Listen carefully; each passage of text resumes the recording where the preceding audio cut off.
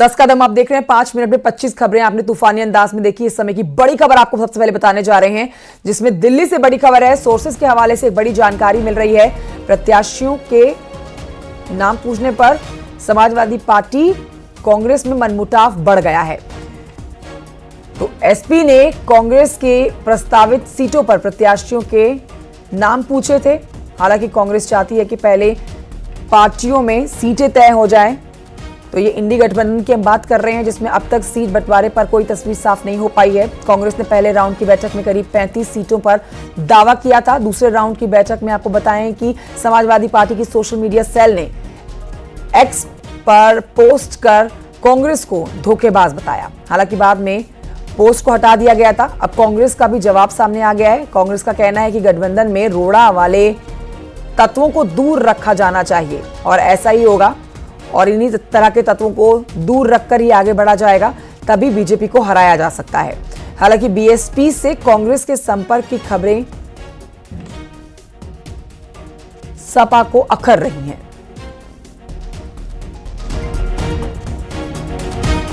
जो ऐसे तत्व जो गठबंधन में रोड़ा है उनको छोड़कर आना होगा, और जो इंडिया गठबंधन की पहली बैठक में यह तय हुआ था कि हम सभी मतभेदों को भुलाकर गठबंधन का हिस्सा बन रहे हैं, हमारी कोई शर्त नहीं है, उसका ध्यान रखना होगा। तभी 2024 में इंडिया गठबंधन सत्ता में पहुंचेगा और लोगों के लिए काम करेगा। नहीं तो तानाशाह भाजपा सरकार इसका फायदा फिर से उठाएगी। इसका सभी को ध्यान रखना है, समाजवादी पार्टी। और इस पर और जानकारी देंगे मेरे सहयोगी संदीप पांडे, और जानकारी के साथ फोन लाइन पर मौजूद है। संदीप, देखिए, अगर बीजेपी को हराना है, ये बात तय है कि सबको साथ बढ़कर आगे आना होगा और एकमत होना बहुत जरूरी है, लेकिन तस्वीर अभी साफ नहीं हो रही है। क्या हलचल इस समय दिल्ली में बनी हुई है? कांग्रेस समाजवादी पार्टी में जो सोशल वॉर चल रहा है, इस पर तस्वीर साफ करिए। बिल्कुल देखो, कांग्रेस लगातार अपने सहयोगी दलों के साथ दिल्ली में बैठक कर रही है। उसे बिहार और दिल्ली में अपने साथियों के साथ सहमति बनती दिख रही है, लेकिन यूपी में पेचीदगी लगातार बढ़ती जा रही है, क्योंकि पहली राउंड की जो बैठक 9 जनवरी को हुई थी, उसमें सपा और कांग्रेस के नेता शामिल हुए, जिसमें कांग्रेस ने करीब 35 सीटों पर दावा पेश किया। इस दरम्यान सपा की तरफ से ये कहा गया है कि जो 35 सीटों पे आपने दावा किया, इसके प्रत्याशी हमें दे दीजिए कि इस पे कौन कौन से प्रत्याशी उतारने हैं। तो कहा गया कि अगली बैठक में आगे की बात होगी। तो इसमें कांग्रेस ये रणनीति बना रही थी। तो दूसरे राउंड की बैठक में वो 2009 के फार्मूले के आधार पर, जो उसने 2009 के लोकसभा चुनाव में 21 सीटों पर जीत दर्ज की थी, उसके आधार पर वो 21 से 25 सीटों पर दावा करती। लेकिन सपा का कहना था जो आपके प्रत्याशी हैं पहले वो बताइए कौन कौन है।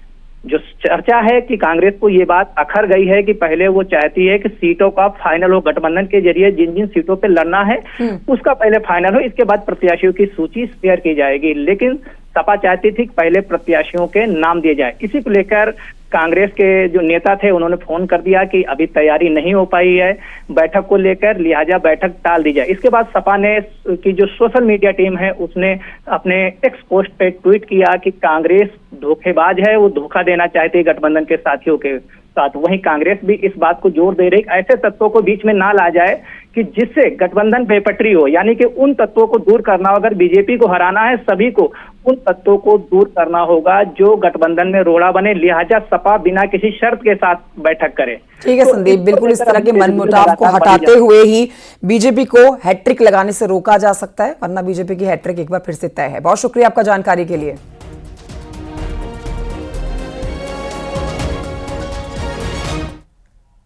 वहीं आपको बताएं कि दिल्ली के आदर्श नगर इलाके का एक वीडियो सोशल मीडिया पर चर्चा का विषय बना हुआ है।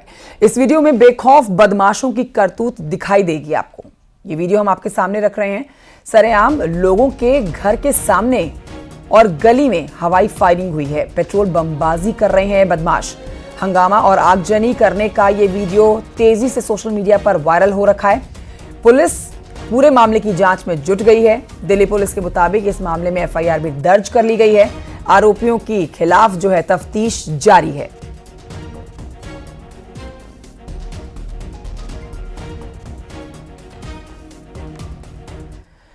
और ये बढ़ते आगे कानपुर से खबर है, जहां पर कानपुर पुलिस ने 3 तस्करों को गिरफ्तार किया है। तीनों कार के चेंबर में छुपकर छत्तीसगढ़ से गांजा लेकर आ रहे थे। 25 किलो से ज्यादा मादक पदार्थ बरामद किया गया है। कानपुर और आसपास के आधा दर्जन जिलों में भेजने की तैयारी थी इनकी। पुलिस कमिश्नर ने गिरफ्तारी करने वाली टीम को 25,000 रुपए इनाम देने की घोषणा कर डाली है। पकड़े गए आरोपियों की निशानदेही पर एडिशनल डीसीपी लखन यादव के नेतृत्व में बनी हुई 5 टीम अन्य राज्यों में तस्करों की तलाश में जुट गई है।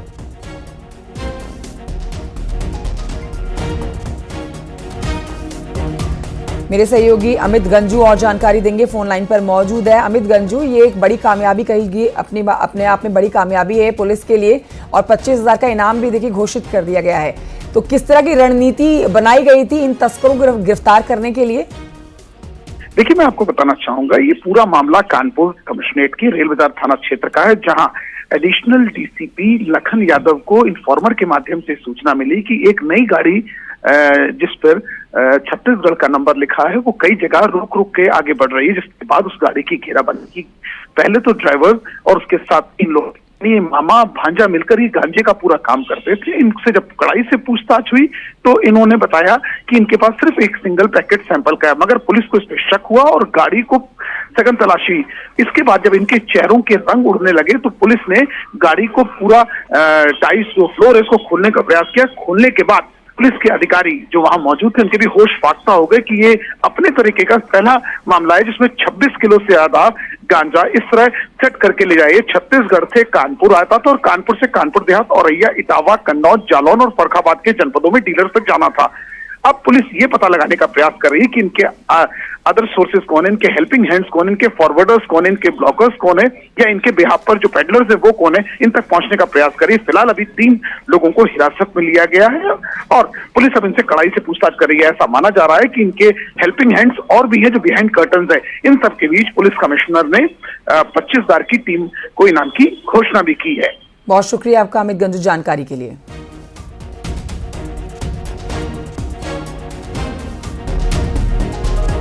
अगली खबर ग्रेटर नोएडा से है, जहां पर एक बड़ा सड़क हादसा हुआ है। ईस्टर्न पेरिफेरल हाईवे पर भीषण सड़क हादसा है ये। अमरूद से भरे हुए ट्रकों की आपस में भिड़ंत हो गई। हादसे में कई लोगों के घायल होने की जानकारी मिल रही है। गाड़ी के अंदर फंसे घायलों को कड़ी मशक्कत के बाद बाहर निकाला जा सका है। ये तस्वीरें आप देख रहे हैं, एक्सक्लूसिव तस्वीरें हम आप तक पहुंचा रहे हैं। ये भीषण सड़क हादसा ईस्टर्न पेरिफेरल हाईवे पर ट्रक अमरूद से भरा हुआ था, लदा हुआ था और इसी वजह से आप जो हादसा हुआ उसकी तस्वीरें भयावह निकलकर सामने आई हैं। घना कोहरा, आज हादसे की वजह इस समय साफ नहीं है, लेकिन घने कोहरे को हादसे की वजह कहा जा सकता है। ये बड़ा सड़क हादसे की तस्वीरें आप तक पहुंचा रहे हैं।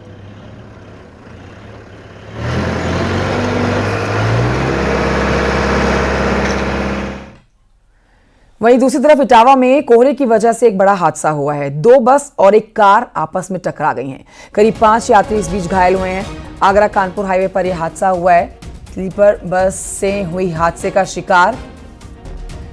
दोनों बसेस अलग अलग ट्रक से टकराई हैं। एक बस जालंधर से कानपुर की ओर जा रही थी, वहीं दूसरी बस जो है वो दिल्ली से तिरवा की ओर जा रही थी। हादसे वाली दोनों बसेस में काफी लोग सवार थे। जो जानकारी मिल रही है उसके मुताबिक 7 यात्री बसों में सवार थे। सिविल लाइन इलाके में सुदित स्कूल के पास यह हादसा हुआ।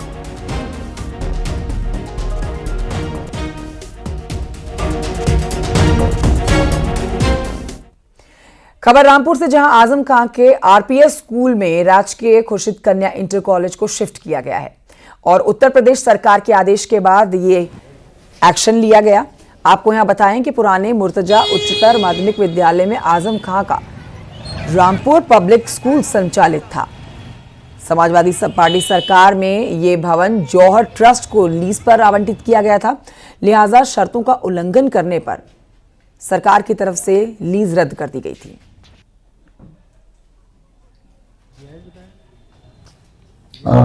उत्तर प्रदेश शासन से आदेश हुआ है कि रामपुर पब्लिक स्कूल तोपखाना जो संचालित था उसमें राजकीय खुर्शीद बालिका इंटर कॉलेज शिफ्ट किया जाए। ये सब कब आदेश आपको मिला है?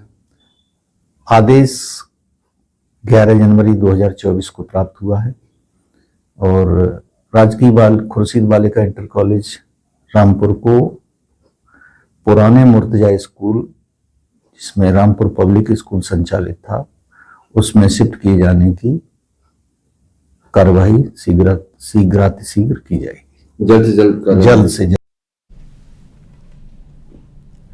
उधर बलरामपुर में एक और तेंदुआ वन विभाग के पिंजरे में फंसा है। हुरैया थाना क्षेत्र में तेंदुआ पिंजरे में फंस गया है।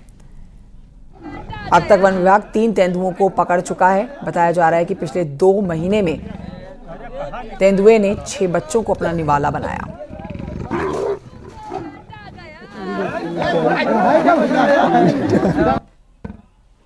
खबर कानपुर से है। कोहरे ने ट्रेनों की रफ्तार पर ब्रेक लगा दी है। श्रम शक्ति एक्सप्रेस, वंदे भारत समेत कई सुपरफास्ट ट्रेन लेट हैं। 9 घंटे से ज्यादा की देरी पर चल रही हैं। कई गाड़ियां कानपुर सेंट्रल स्टेशन पर 3000 टिकट वापस हुए हैं। ये आपको बड़ी अपडेट दे रहे हैं। तो अगर आप इन ट्रेनों से अगर आगे सफर करने वाले हैं तो इन बारीकियों को जान लें। कई ट्रेनें देरी से चल रही हैं, कई ट्रेनें रद्द हो गई हैं, कई ट्रेन निरस्त जो हुई हैं, जिससे यात्री परेशान हैं।